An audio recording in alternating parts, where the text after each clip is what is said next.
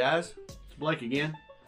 Hey, I just wanted to come back on here tonight and finish up this Santa ornament that I've been working on.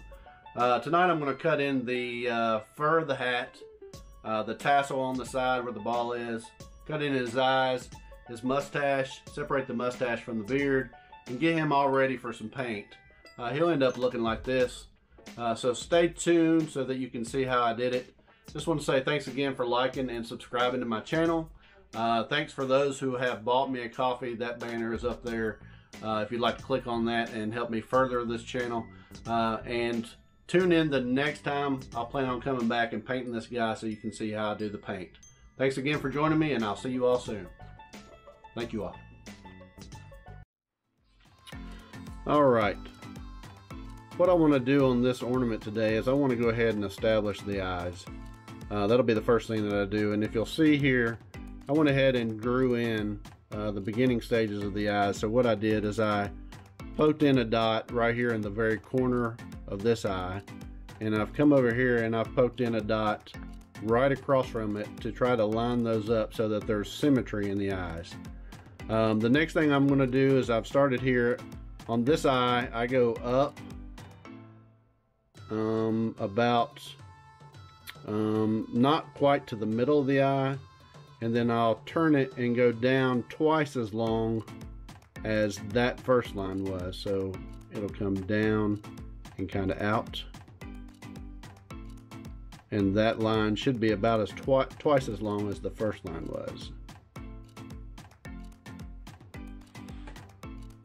And then I'm going to try to match that up on the other side. So again, up almost to half, and then down twice as long as that first line.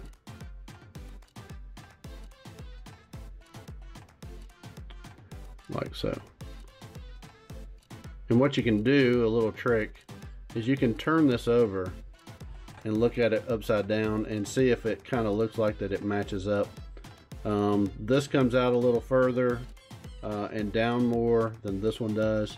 So I'm just going to turn it back over and draw it down just a tad. About there. And I think I'm pretty happy with those. So the next thing I'll do is I'll come back in and I'll connect with my pencil that bottom eyelid. Like that. And I'll do the same thing on the other side to try to match those up. And it's not a straight line, it's kind of a little arcing line. It's not an oval, but it's also not straight across. And again, if you turn them over, they're pretty close. This one may be a little more rounded and this one more pointy. That's okay. So once you have them drawn in, I use a pretty thin knife when I cut in my eyes. This is a Ralph Long knife. Ralph used to come to the Charlotte show down in Charlotte, North Carolina, and he was the maker of these knives. He has since passed away, so I have several of these, 7 or 8. Every time I would go to a show down in Charlotte, I would try to pick up 1 or 2 of his knives and put them away. 1, because they're really good knives, and 2, he was an older gentleman at the time when we were buying them, so I just thought it would be something good to have there. I knew there'd be a time when I wouldn't be able to buy them again. So Ralph Long knives, if you've never heard of them and you can pick one up, by all means get one if you see one available. He used great steel and very sharp knives, and Ralph was a great guy. He and his wife used to come down there and just talk to all the carvers down there. It was really part of what made that show so special was that Ralph was going to be there, and you know, he's always looking forward to seeing the carvers and talking to them more about them instead of carving or trying to buy a knife or whatever. So miss Ralph Long, he was a great guy. So what I'm going to do is I'm going to cut in deep right here in the corner, and you can kind of see there how deep that is. That'll be the deepest cut on the eye, and I'm going to bring that straight across that top line and just continue it all the way out, using my thumb to plant against the carving so as not to slip out of that. So you can see here my thumb is planted against that. So I took it all the way out. And then what I'll do is I'll turn it over and I will cut in that bottom eye or bottom eyelid with that same knife, just a straight across cut. And what I want to do is I want to round up to that top eyelid and pop that out.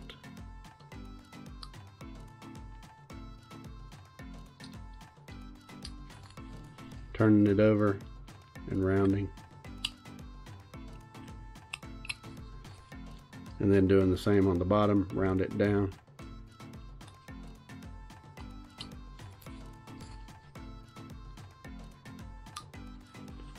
Like that.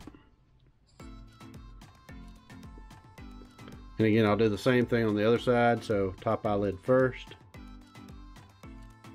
following that line all the way up and over, using my thumb to plant so that I have more control of the knife. I'll come in here deep and then follow the bottom line all the way across.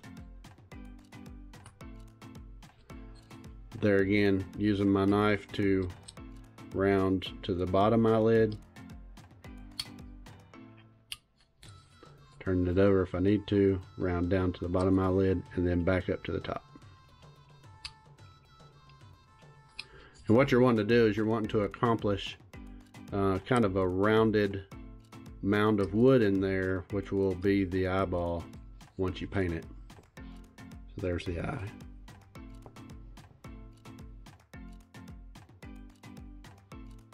So as you'll notice on the eyes, it left behind some of these pencil marks. I can carve some of that off, or I can leave it on there. As Dave Stetson says, it's kind of like theatrical makeup. Once you paint the eye in, it's not quite eyeliner, but it'll highlight those eyes so that they stand out more. So I don't really mind that pencil mark being there around the eyes. So I'll just leave it for now and we'll see how the painting goes. So the next thing I'm going to do is I'm going to come in and set up the mustache. The first thing I want to do is I want to use one of my micro gouges. I'll use this number 4 micro gouge, and I'm just going to split the mustache right here up to underneath the nose, and I'll turn it over to do that.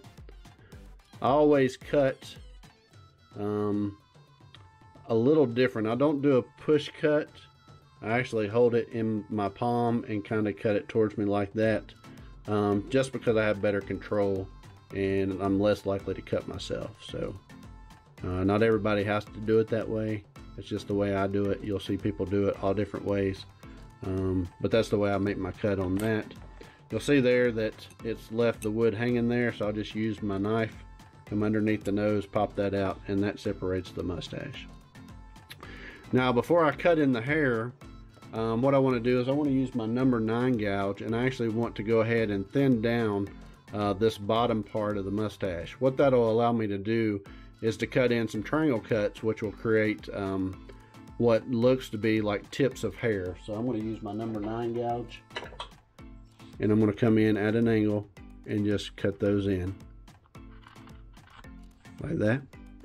And I'll probably do about, I don't know, 2 of these. You can see how those are, little facets. And I'll come over here and I'll try to match that up.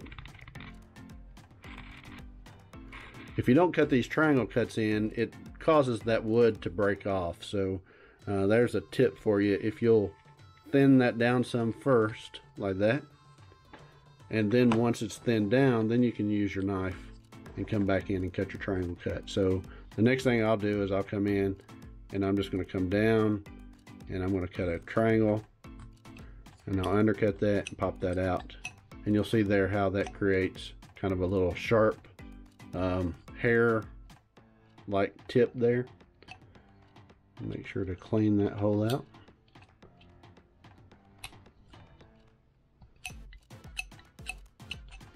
And I'll do that in all of those little facet cuts that I cut there.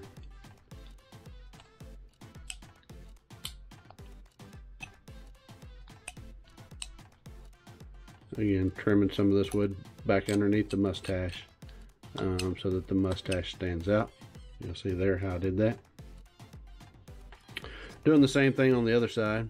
I'll come in, hold it like a pencil this time because I'll have more control, and I'll actually cut in triangle, turn it over, make my second cut, and then undercut that and pop it out. Cleaning it up as I go. You'll see there the triangle, and the same thing on the fourth one. Turning it over, cutting down, and then undercutting it, popping it out.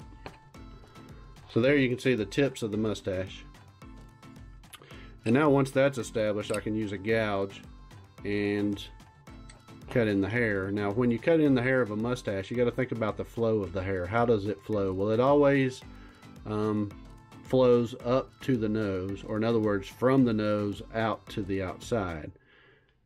Same thing, from the nose out to the outside, but I cut it in the opposite. I'll actually cut it in from the outside and go towards the nose. So I'll start on this side, turn it over, number 4 gouge, and just kind of cut it towards the nose, up towards the cheek, creating some flow.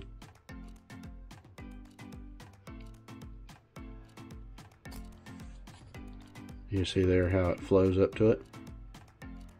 Same thing, turn it over from the outside of the mustache to the cheek, towards the nose, like that. And so you can see there now the mustache has about the same definition or flow as the beard does. Another thing I'll do is I'm going to trim down some of this wood underneath the eyes here and put in a bag. So I'll trim that back some, turn it around, trim this back.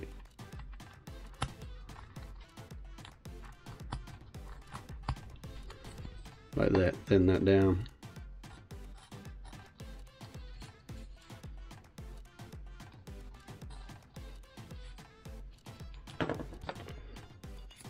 Then we'll come out here on the outside of the eye, and let me use this knife.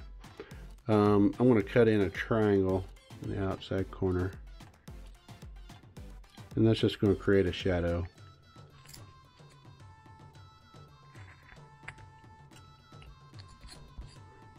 I don't know if you can see that, but that little triangle right there.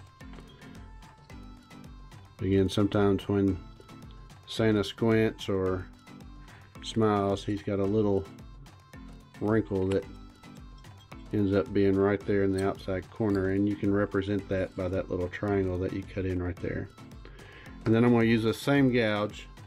I'm going to start about in the middle, and I'm going to go up into the corner of that eye, like that. And then I'm going to take this around and up into that triangle to create that bag, like such. And do the same thing on the other side.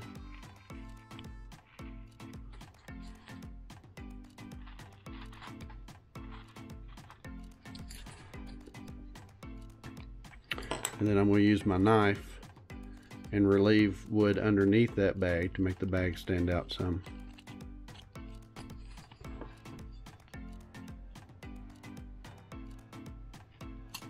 Being careful not to cut the nose.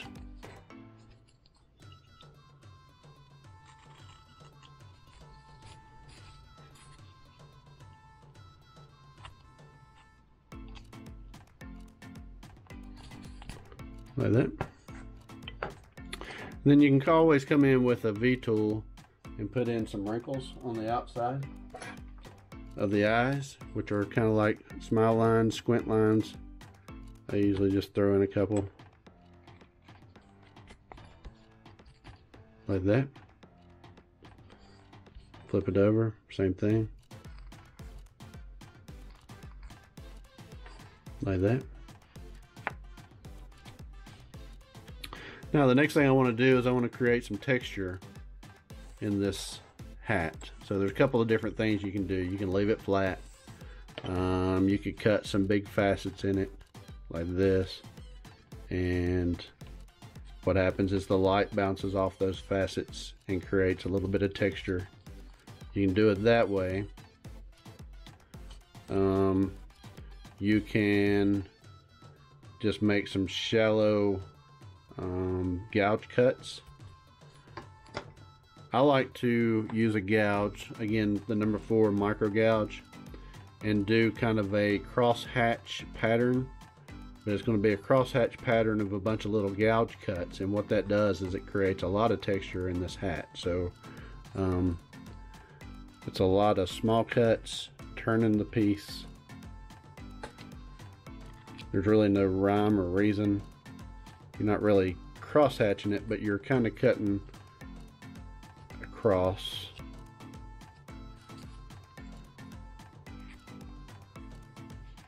You just don't want them all going in the same direction. So I'm constantly turning my piece, taking little chips out. If you can see there kind of how that's going. Just little chips. Turn it over, different direction, all the way across the front of the hat.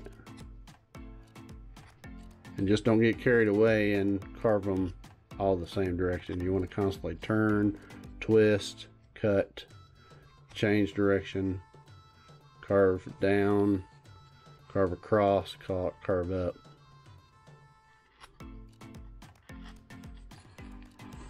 So you can see there, it's creating more texture. And this is kind of a slow process. I'll try to go ahead and get this finished up.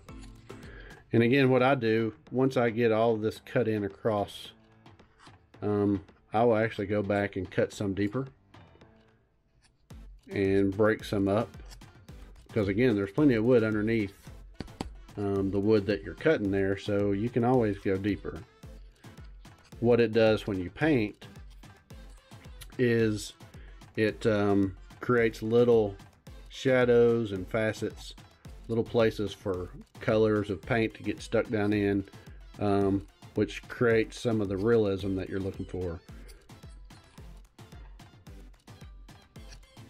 So you'll see there how it's already done, but what I'm going to do is I'm going to kind of come back in and just make some random cuts, different places.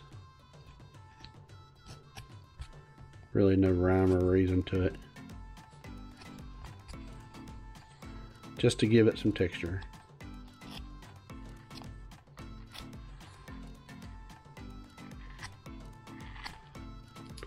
And again, you'll notice there how I'm holding the gouge, keeping control of the gouge, making sure that you don't have any fingers or anything that gets in the way. That just keeps you being safe and keeps you from cutting yourself. So I think that's good for now. So you'll see the texture there. I may come back in, do a few more deeper cuts like that, just a few. Now for the ball of the hat, I believe what I'll do out there, because I've done texture here, I'm going to do a kind of a tassel here. First thing I'm going to do is I'm going to knock off this flat spot. So basically I haven't done anything with that outside of just carving it. So I'm just going to knock off all of this flatness and kind of round it a little bit with my knife.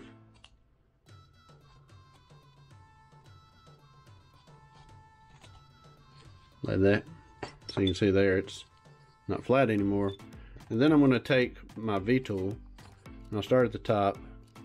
And I'm just going to run some lines with my V-tool up to the center. And then what I'll do is I'll turn it over and I'll try to break those up by just running some more lines down to the bottom. And you'll see there it's starting to get a little bit of flow to it.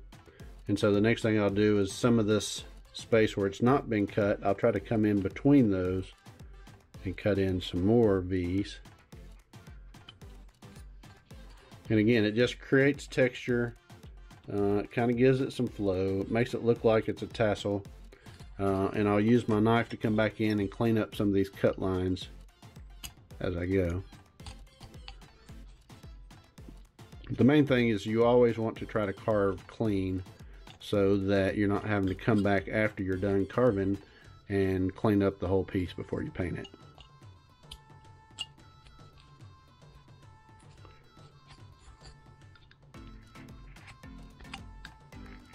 Still cleaning up, just making some undercuts here on the hat so that flap kind of hangs over the front of the hat a little bit better. I'll turn it over and come back in here and clean up some of this line like that. Again, taking some bigger chips out to create some deep facets.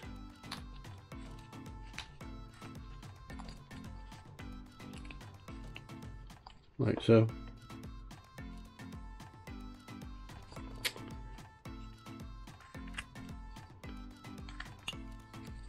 Again, just clean it up. I'll round over the cheeks a little bit more so there's not any hard cuts there. Same thing on this side. One of the things I realized that I haven't done is out here up where the mustache joins the beard. You can see this kind of blends in. I always like to come in beside that mustache and cut in a triangle chip, leaving the mustache but deepening it right there next to it so that you can see there there's a clear separation between the mustache and the beard. I'll do the same thing on this side.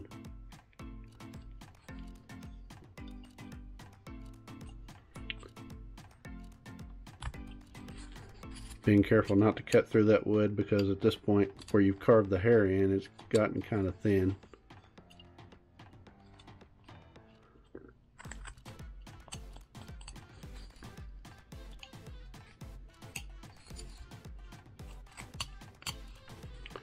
So there you can see how that triangle there and the triangle there kind of causes that mustache to be separate.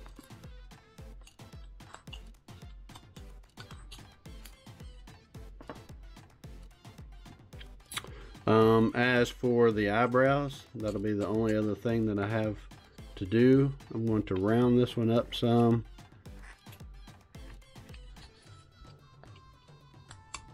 So part of this eyebrow is underneath the hat.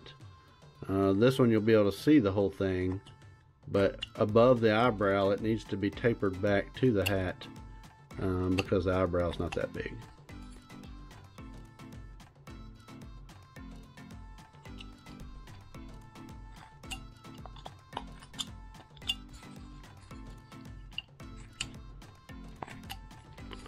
And same thing with the mustache. I'm going to use a V-tool, and what I'm going to do is I'm going to make about 3 cuts up,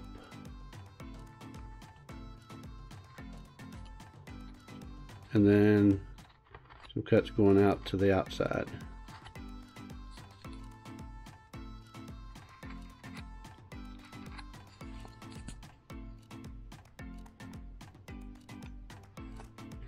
Same thing on the other one.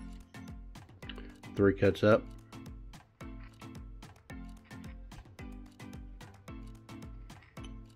And some cuts going to the outside.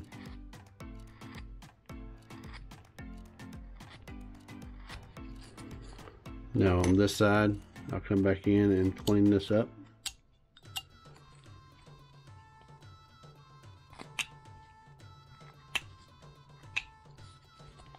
Make sure my separation is still there between the eyebrows, like that.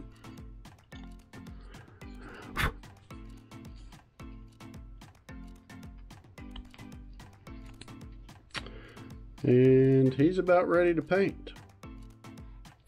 So we will stop there. In my next video, I'll come back in and we'll discuss painting, and I'll go ahead and get this guy painted up. Hope you all have enjoyed this series. Let me know if you have any questions about carving the Santa. Hopefully it's been informational to you. The colors will help create some realism, and it'll also accent the shadows. So that'll be the next thing that I do. Thanks again for joining me on Chippin. Again, go out and like and subscribe my channel. You can go out and click buy me a coffee in the banner, and that'll go towards furthering my channel. And I hope to provide more video content in the coming future. So thank you all for joining me, and we'll see you soon. You